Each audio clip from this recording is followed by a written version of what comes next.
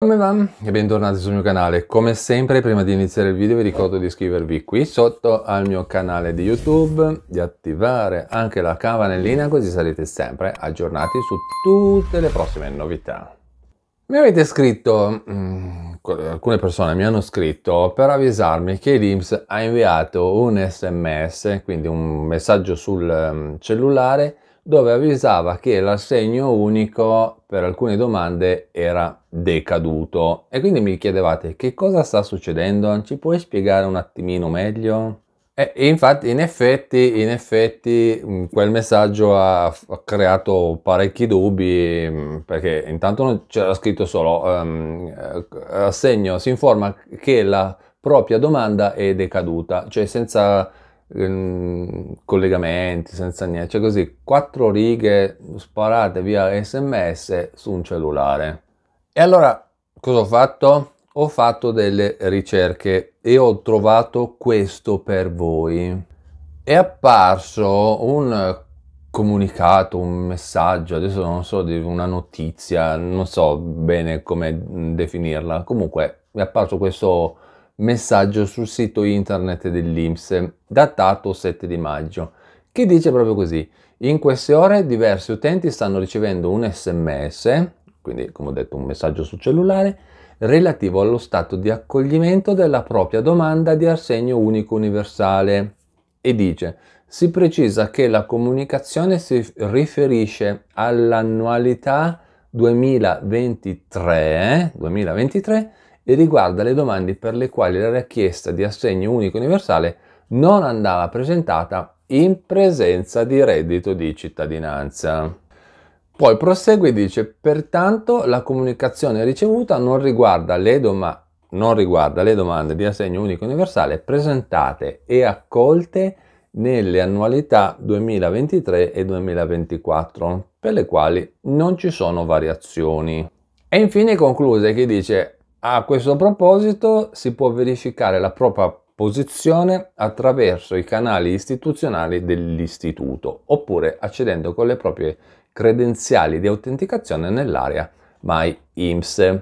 Quindi in pratica loro dicono: se eventualmente avete dubbi, come sempre dovete chiamare il centralino telefonico dell'INPS, così almeno i centralinisti vi sanno dire più o meno che cosa è successo.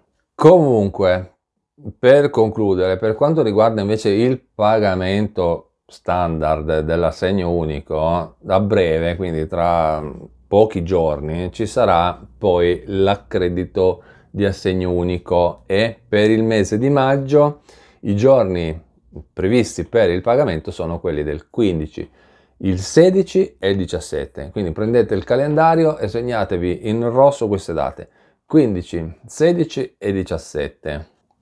Piccolo riassuntino: per poter richiedere l'assegno unico bisogna ovviamente presentare domanda. I sistemi sono semplicissimi: o si fa domanda online o, come ho detto, si può chiamare il centralino telefonico dell'INPS 06 164 164, da forza di ripetere me lo ricordo pure a memoria, oppure andando da un CAF, un patronato, più che CAF in questo caso secondo me è patronato. Poi ricordatevi anche che le domande presentate dal 1° al 30 di giugno di ogni anno l'assegno spetta con gli arretrati a partire però dal mese di marzo. Invece per le domande presentate dopo il 30 di giugno, quindi cioè, non facciamoci scadere pure sta data, quindi mi raccomando, il pagamento decorre dal mese successivo a quello di presentazione. A partire da marzo, poi 2023, il pagamento delle domande già accolte comunque prosegue, quindi va avanti d'ufficio. Non è necessario quindi presentare nessuna nuova domanda, però ovviamente per prendere gli aumenti, gli aggiornamenti, se si presenta anche l'ISEE, ovviamente si fa tutto il conteggio giusto, quindi magari anziché prendere la cifra minima si può magari riuscire a prendere anche la cifra un po' più alta. Però per questo bisogna valutare tutta la situazione con un CAF, un patronato, che presentando l'ISEE vi sa dire più o meno gli importi che vengono pagati. Poi, prima di concludere, la pillola informativa, ricordatevi che ho aperto una chat su Telegram, quindi andate su Telegram, scrivete, cercate la lente di ingrandimento là sopra, cercate Luigi YouTube, in quella chat si possono fare domande, si possono ricevere risposte, però ricordatevi che quella è una chat, quindi questo vuol dire che si interagisce, no? Quindi ci sono persone che fanno domande e persone che ricevono risposte. E se voi conoscete la risposta alla domanda di qualcun altro, potete tranquillamente rispondere a quell'altra persona. Bene, con questo è tutto, io vi ringrazio per avermi guardato, ricordatevi di iscrivervi qui sotto al mio canale di YouTube, di attivare anche la campanellina così sarete sempre aggiornati su tutte le prossime novità. E noi ci vediamo in un prossimo aggiornamento. A presto, ciao!